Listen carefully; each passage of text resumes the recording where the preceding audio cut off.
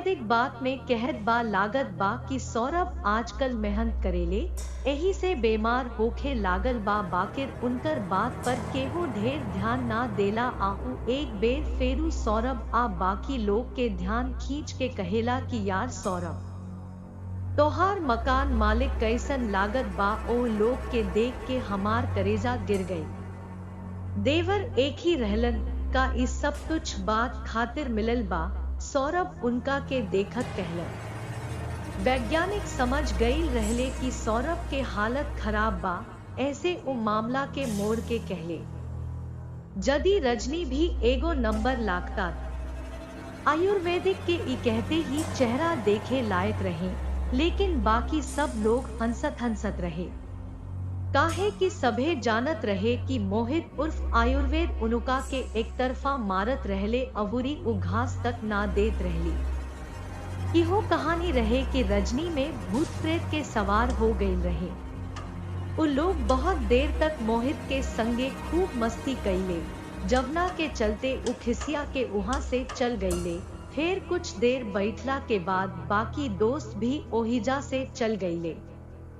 सौरभ के इहो पता ना चलल कि आज रात के सांझ कब रात हो गई। बाकिर आयुर्वेद जवन कहले रहले उ अभियो उनका कान में गूंजत रहे। यार सौरभ, तोहार मकान मालिक कैसन लागत बा। सौरभ आज तक शैलबाला के ऐसन आंख से ना देखले रहे।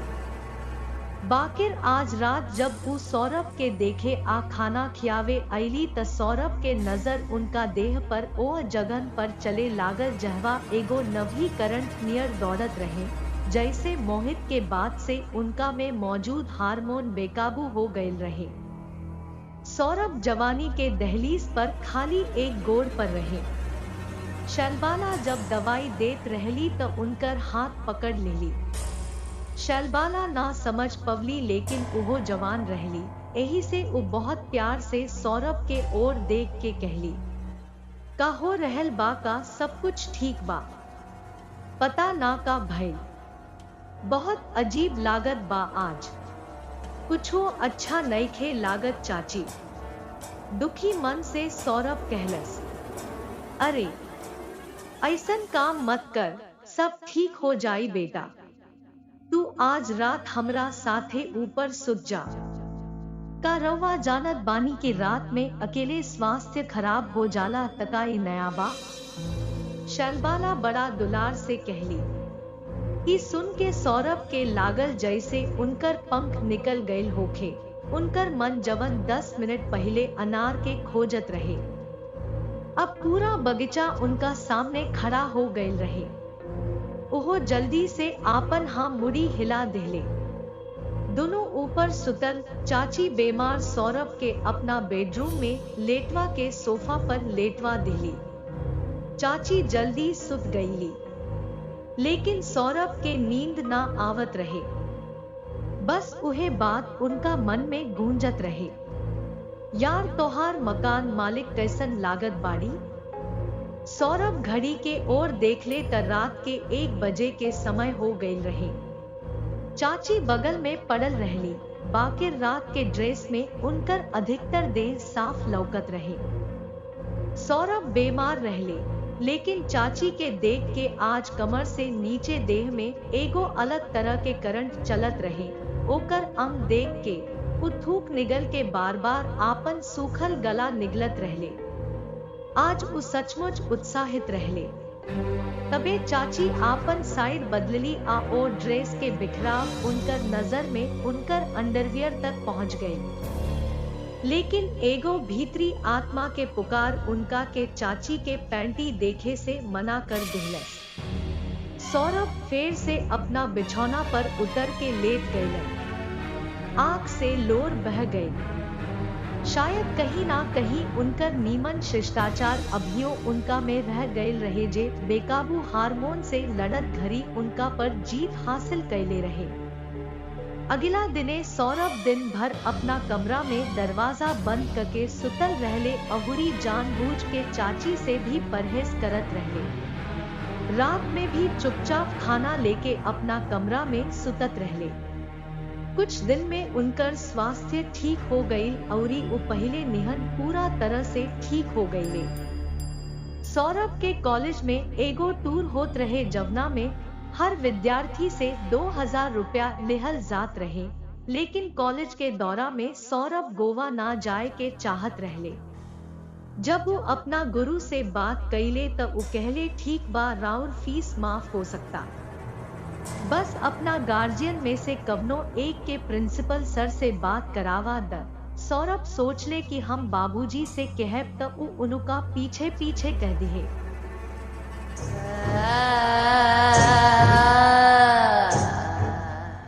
कि अगर कॉलेज के लोग रौरा के ले जा रहल बाड़े त रौरा जाए के चाहिए। एही से उ झगड़ा में पड़ गईलन आ चाची के पूरा बात बता के मान गईलन। वो प्रिंसिपल से गार्जियन के रूप में बात करे के तैयार हो गईली। अगला दिने सवेरे सौरभ फोन लेके ऊपर चाची के कमरा में पहुंचले, लेकिन वहां ना रहली। लेकिन कमरा से जुड़ल एगो बाथरूम में शावर के आवाज आवत रहे। सौरभ सोचले कि काकी नहात बाड़ी, अब हम का करी। वही सोच के वहां गईले कि दरवाजा बंद हो जाए, कम से कम बाहर से याद दिला दी कि आज प्रिंसिपल साहब से बात करे के बा।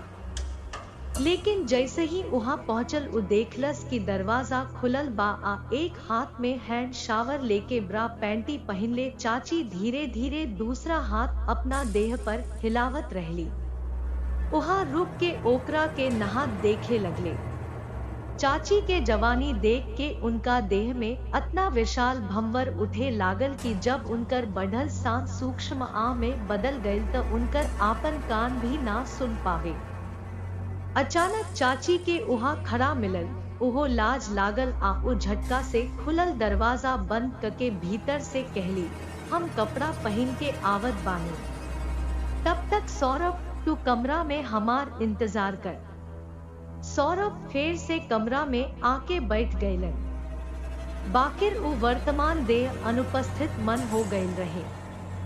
30 साल के शैलबाला के पतला कमर आ विकसित उभार, अब उनका दिमाग में सब कुछ उभरल रहे। उ बुत बन गईल रहले। खोवल सौरभ के त इहो पता ना चलल कि शैलबाला कब कमरा में घुसल। बगल में बैठ के कहलस, सॉरी सौरभ, आज दरवाजा बंद करे के भूल गईनी। चाची के कवनो बात ना, लेकिन तू बहुत सुंदर बाड़ू, तू दुनिया के सबसे सुंदर लड़की हऊ।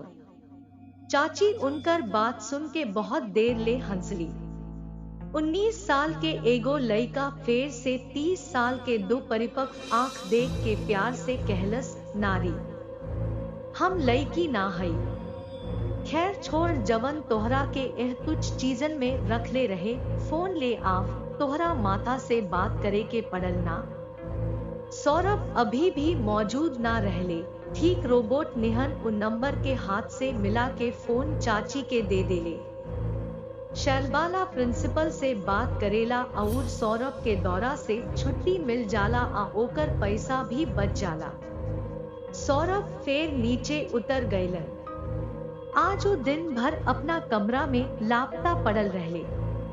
अगर ओकरा जियत घड़ी कुछ याद आवत रहे त बस चाची आ ओकर खुलल दे।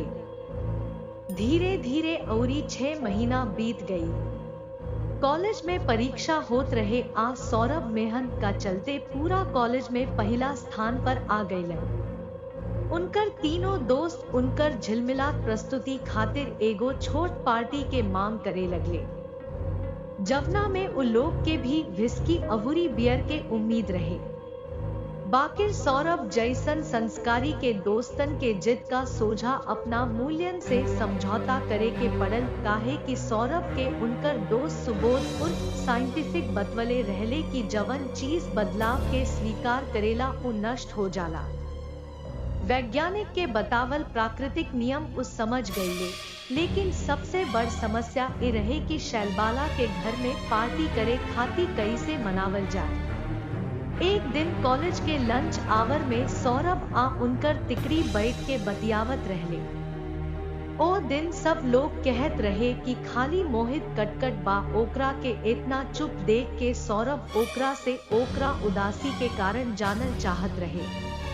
मोहित तीनों के एक संगे देख के एगो लंबा सांस लेत कहले, होखे दी रौरा लोग हमरा के वैसे भी मजाक उड़ाई। सुबोध उर्फ साइंटिफिक उनकर बात सुन के जोर से बोले, तू आ तोहार रजनी। अरे गधा, जब तोहार नाड़ी में कवनो गलती नइखे त ओकरा खातिर इतना काहे सोचत बाड़ू। देखी कि कैसे ए कॉलेज के नवही एहिजा घूमत बाड़े आ ओहिजा एगो रौरा बा जे और रजनी के एक तरफा प्रेम में पागल होके बैठल बा। मोहित फेरू उदास चेहरा बना के कहले, ना भाई, हमरा लगे ओकरा खातिर दू गो बा। अब की बेर सौरभ भी आयुर्वेद के बात सुन के हंसले, उनका लगे बैठ के गर्दन में हाथ डाल के कहले, त हमार दोस्त तब का दिक्कत बा। जैसे ही सौरभ से सहानुभूति मिलल, उदास मोहित कहले, यार भूत प्रेत मिलल बा, दिन पर दिन कमजोर होखत जात बा, देख के बहुत डरावना लागे लागल बा। बड़का डॉक्टरन के भी देखा दिहले बा, लेकिन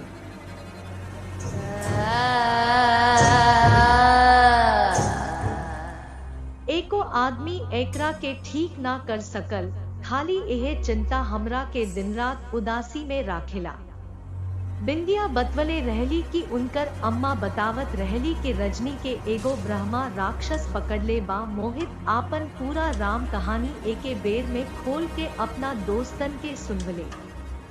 जैसे ही उनकर बात पूरा भइल, साकेत उर्फ मंटले पूछले के होई भाई जे बिंदिया।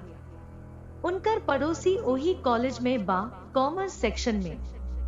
मोहित मेंटल से कहले। तब सौरभ कहले, है बिंदिया रंगोली इवेंट के कॉलेज टॉपर रहे। बहुत देर तक विचार विमर्श कैला के बाद वैज्ञानिक कहले, देख भाई, हमरा भूत अबूरी नया पर विश्वास बा। खुद विज्ञान के भक्त बनी, अब रौरा त अतना पागल आ बेचैन हो गइल बानी, फिर चली रौरा लाडो के भी जांच कैल जा।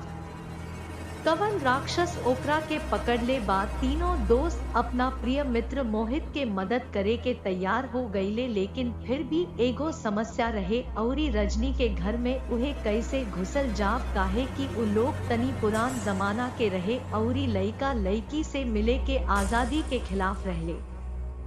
बिंदिया उर्फ मिस रंगोली उनुका से मिले के कुछ प्रयास करेली।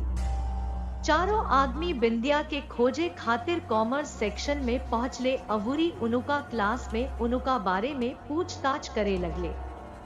पूछताछ पर पता चलल कि उ कुछ समय पहले शौचालय गई रहली। मेंटल रहे। मेंटल कहलस, चली उहाँ यार, आ सभे उहाँ भी चर्चा करी। ए पर वैज्ञानिक ओकरा के कड़ा डांटत कहलन, आज लइकिन के बाथरूम जाए के तोहरा बहुत शौक बा। साल मोहित के छमिया की जान के बाद एवे अटकल बा आतू। बहुत देर तक झगड़ा के बाद दोनों जाना शांत हो गईले।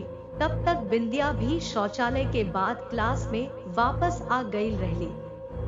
मोहित के देख के उ ओकरा के तनी मुस्कान दे के ओहिजा रुक गईली जहां चारों लोग उनकर इंतजार करत रहे।